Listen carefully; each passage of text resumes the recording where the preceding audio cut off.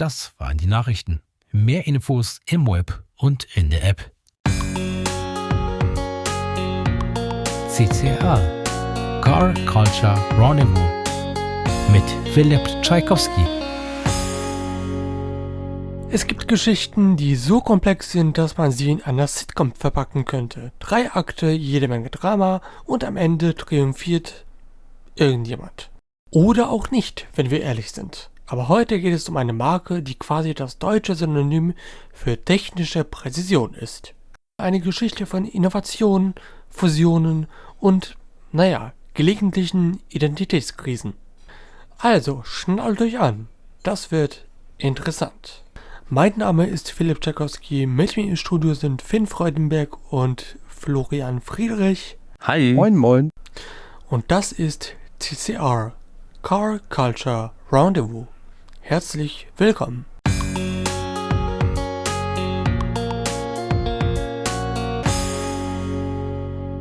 Also, herzlich willkommen zu dieser ganz besonderen Ausgabe unseres feinen Benzingesprächs. Wir widmen uns heute einer Marke auf die ausführlichste, geschwätzigste und vermutlich wahnwitzigste Art. Und nein, es geht nicht um Ferrari, nicht um Lamborghini, sondern um Audi. Ja, Audi, die Marke mit den 4 Ringen, die manche für wundervoll, andere für überteuert und wieder andere für einfach nur deutsch halten. Ich sage, lasst uns mal wirklich in die Tiefen der Audi-Historie eintauchen, von grauen Vorzeiten bis zur modernen Elektro-Ära. Finn, Florian, seid ihr dabei? Oder habt ihr auch schon Angst, in einem endlosen Geschichtsvortrag zu ertrinken? Philipp, du weißt, ich bin immer bereit, wenn es um Geschichte, Technik und Feinheiten geht. Ich freue mich sogar darauf, mal etwas anderes als immer nur aktuelle Modelle runterzubeten. Audi hat immerhin mehr erlebt als ein betrunkenes Murmeltier im Dorftheater. Lass uns ganz vorne anfangen, bei einem Mann namens August Horch und dann schauen, wie aus Horch Audi wird. Ich liebe solche sprachlichen Verrenkungen. Ich stelle mir vor, wie August Horch vor über 110 Jahren irgendwo sitzt.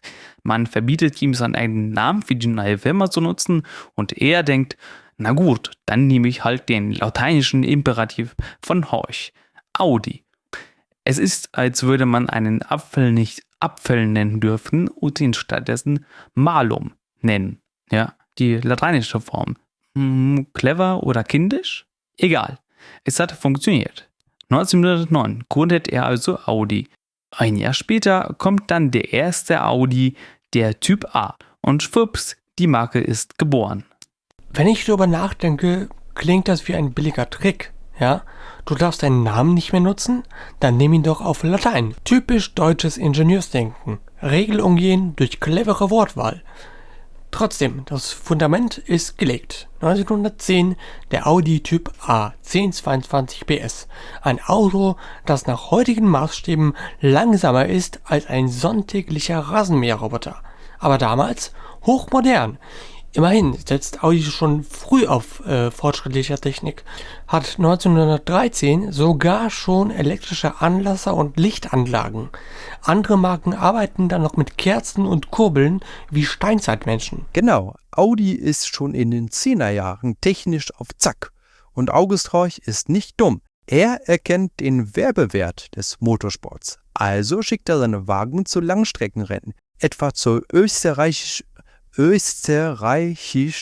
so, jetzt an was, zu dieser Alpenfahrt von 1911 bis 1914. In den Jahren 1913 und 1914 gewinnt man den Mannschaftssieg und 1914 sogar ohne einen einzigen Strafpunkt.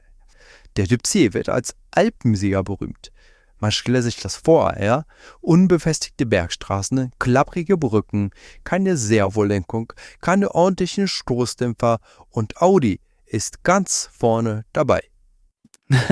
Klingt, als hätten die Audis von damals den Urinstinkt der Marke geprägt. Wir können technisch etwas, was andere nicht so hinkriegen. Aber dann kommt der Erste Weltkrieg und statt Rennwagen baut Audi LKWs für die Armee. Danach ist nichts mehr wie vorher. Durch ambitionierte, aber kostspielige Modelle gerät Audi in den 20ern in finanzielle Schieflage. Nicht gut, wenn man teure Autos baut, die kein Mensch kaufen kann, weil die Leute gerade mehr um Brotpreise und Nachkriegschaos besorgt sind, als um einen fahrbaren Untersatz. Ja, und 1928 übernimmt dann Johannes Graf de Rasmussen, der DKW zu dieser Zeit besitzt, die Mehrheit an der Audi. Er braucht eine Fabrik für sein leichtes Auto. Audi hat eine. Voila, Übernahme. Neue Produkte? Meist langweilige Kombination aus Peugeot-Motoren, DKW-Chassis, Audi-Kühlergrills. Ein Mischmasch ohne klare Identität. Die Marke wird marginalisiert, DKW ist wichtiger. 1931 werden nur 77 Audis gebaut, 1932 nur 22. Das ist so wenig, als würden wir 3 versuchen, alleine den gesamten Jahresabsatz einer Marke zu bestreiten, wenn wir jeden Tag ein neues Auto kaufen. Dann kommt die Wirtschaftskrise Anfang der 30er. Audi, DKW, Horch und Wanderer schließen sich zur Auto-Union zusammen. 4 Marken, ein Konzern. Das Logo mit den 4 Ringen entsteht. Von nun an deckt der Konzern alles ab. DKW für Einsteiger, Audi und Wanderer für die Mittelklasse, Horch für den Luxus. Der Gedanke, smart. Man nutzt Synergien, tauscht Komponenten. Aber manchmal ist dieser Teiletausch ein Desaster, wie beim Audi Front, der 1933 auf den Markt kommt. Er hat einen Wanderermotor mit Frontantrieb, ein DKW-Fahrwerk, ein von Horch inspiriertes Design, ein Frankenstein-Monster auf Rädern. Kaum erfolgreich, wie sich später herausstellen sollte.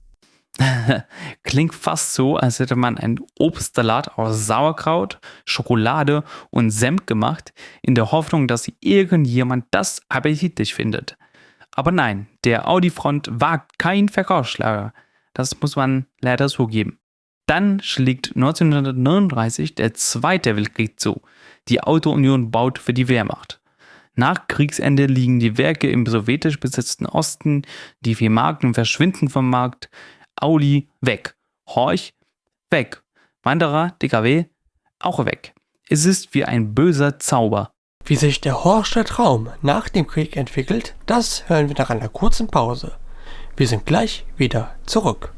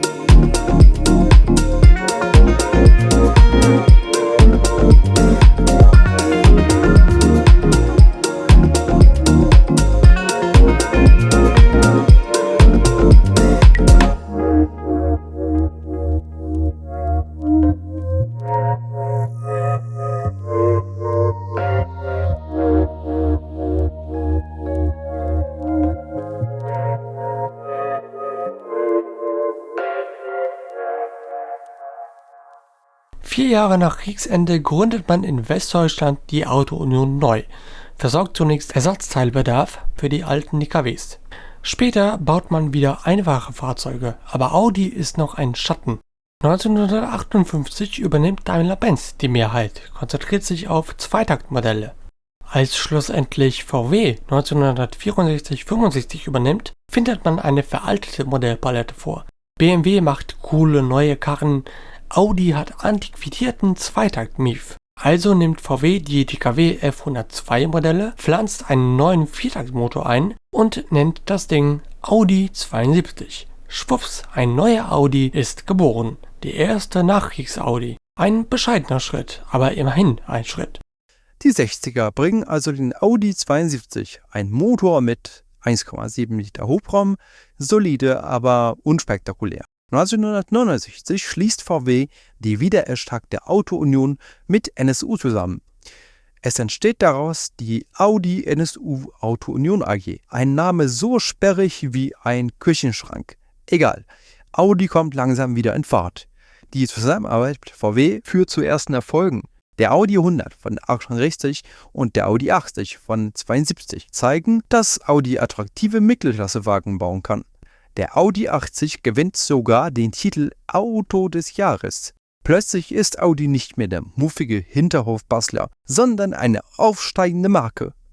Der Audi 80 B1 ist leicht, effizient und verdammt modern für die Zeit. Das Publikum begeistert. Und der Audi 100, eine gediegene, aber elegante Limousine, die zeigt, dass Audi Stil und Substanz vereinen kann. Die Marke fasst Fuß, aber es fehlt noch der große Knall, das Alleinstellungsmerkmal, damit alle sagen, wow, Audi hat's echt drauf. Tja, dieser Knall kommt 1980 und heißt Quattro. Jawohl, ein permanent Allrad angetriebenes Coupé, 5-Zylinder Turbo, präsentiert auf dem Genfer Autosalon. Damals halten viele Allrad in Straßenautos für unnötig, doch Audi sagt, ihr Banausen, wacht auf und startet in der Rallye-WM. Schon ein Jahr später mischt Audi mit. Wiederum ein Jahr später holt die Marke den Doppelsieg in der Hersteller- und Fahrerwertung.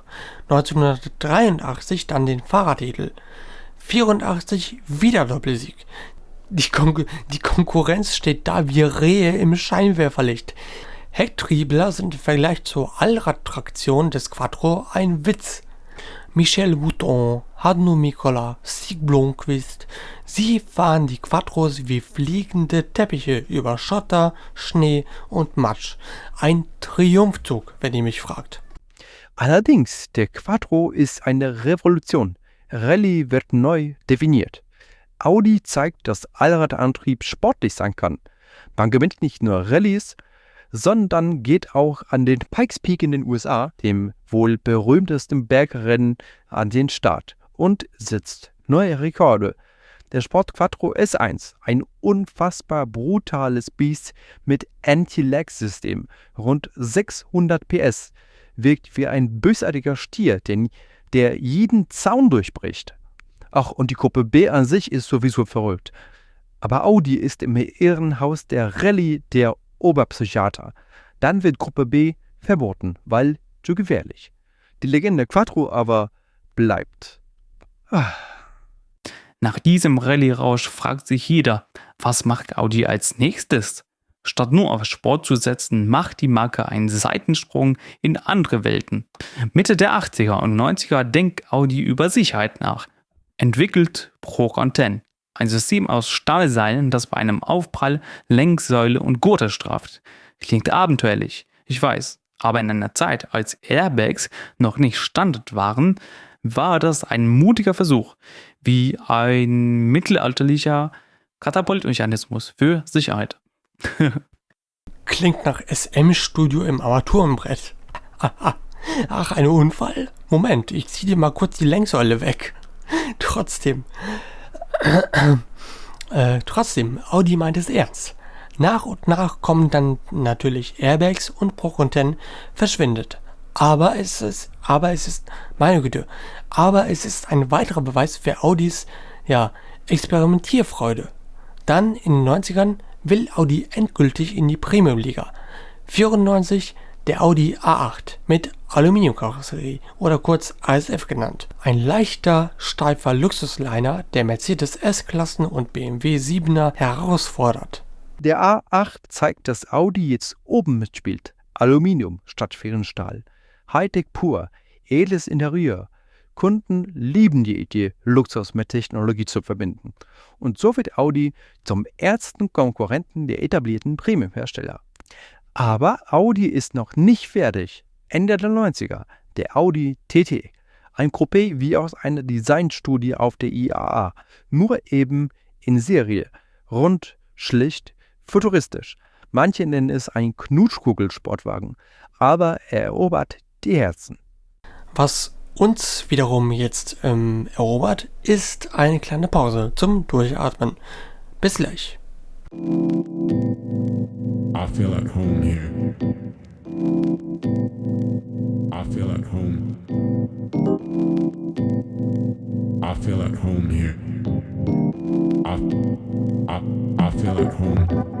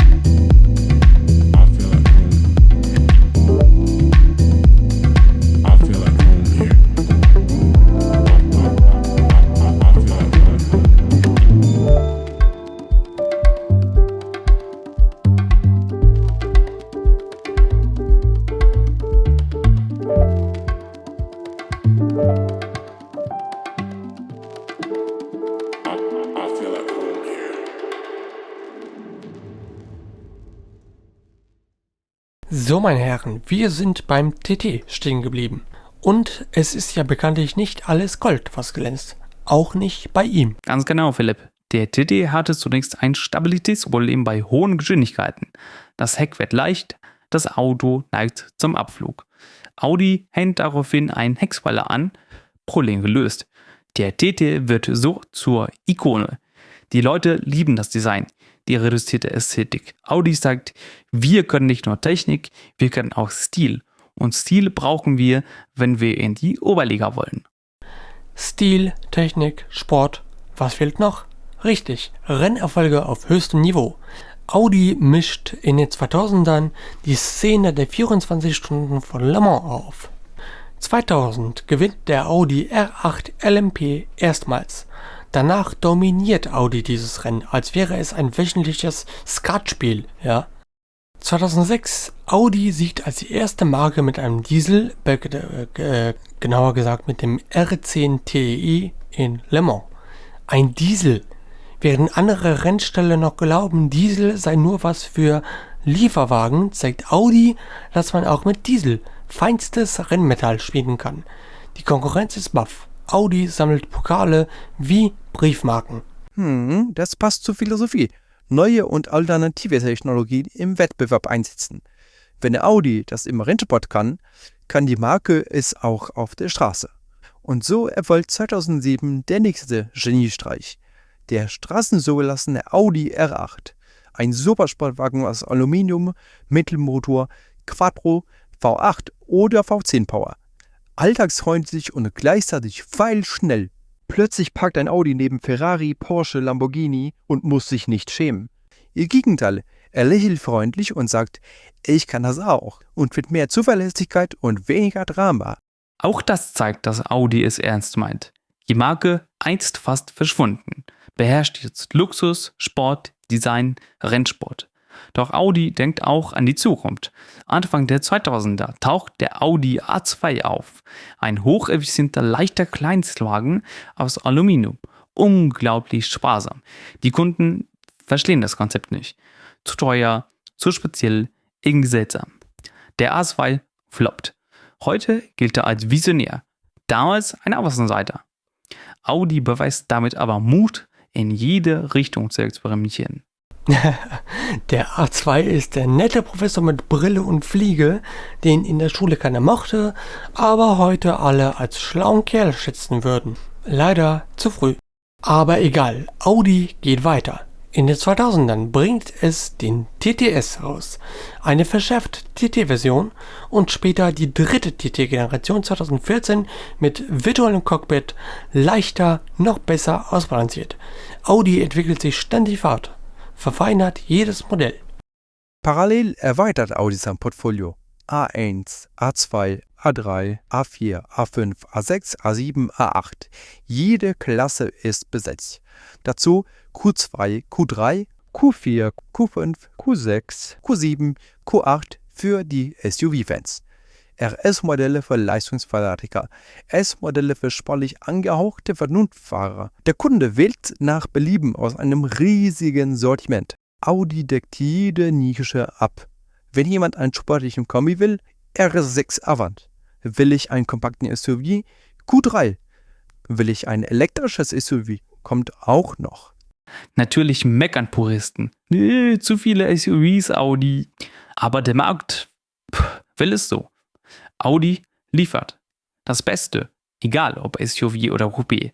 Audi packt Technik rein, die teilweise an Science Fiction grenzt.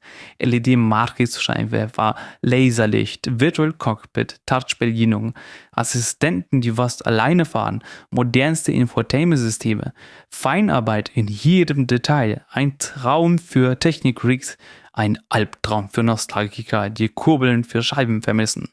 Tja, die Zeiten ändern sich. Als die Elektromobilität in Fahrt kommt, steigt Audi mit dem e-tron 2018 ein. Ein Premium-Elektro-SUV. Später der e-tron GT. Ein atemberaubendes Design des Elektro-Coupé, das Tesla zeigen soll, wir sind wach, wir stehen unter Strom. Audi wechselt ins E-Zeitalter, ohne zu stolpern. Ja, na klar, mancher vermisst das Röhren von 5 Zylindern, aber das ist nun mal der Fortschritt. Jetzt sucht es elektrisch. Wer hätte gedacht, dass diese Marke, die einst fast tot war, jetzt Elektroautos baut, die Premium, sportlich und nachhaltig sind? Die Reise ist unglaublich. August Rorch wäre vermutlich schockiert, wenn er heute einen e-tron GT sieht. Keine Kolben, kein Getriebeklapper, nur surrende Elektromotoren und irrsinnige Beschleunigung. Was ist das für ein Teufelsgerät? Stafft mir es hinfort. Doch genau das ist Audis Stärke, ja, sich neu erfinden. Ja, man könnte sagen, dass Audi quasi alles durchgespielt hat. Ja, Rallye-Evolution, Langstrecken-Dieselwunder, Aluminium-Liner, Design-Ikone TT, Supersportler R8, Ökovisionär A2, Elektropionier e-tron.